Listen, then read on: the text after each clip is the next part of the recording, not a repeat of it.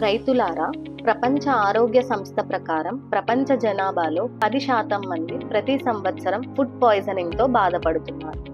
ప్రపంచవ్యాప్తంగా ఫుడ్ పాయిజనింగ్కు ప్రధాన కారణమైన అఫ్లోటాక్సిన్లు తృణధాన్యాలకు, గింజలకు మరియు మానవులను కలుషితం చేస్తాయి. పంట సమయంలో మరియు తర్వాత ఉత్పత్తి చక్రంలో ఫంగస్ కాలుష్యం సంభవిస్తుంది.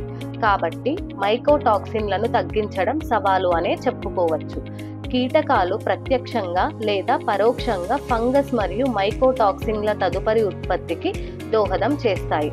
అందులో ఒకటి చీమలు.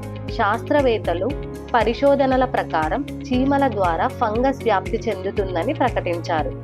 కాబట్టి చీమలు ఈ ఫంగస్ ప్రసారానికి వెక్టార్గా పనిచేస్తాయి. కాబట్టి మీ పొలంని చీమల దాడి నుండి రక్షించుకోవడం మర్చిపోకండి. ఇతర వివరాల కొరకు లేదా సందేహాల కొరకు కామెంట్ బాక్స్లో తెలియజేయండి.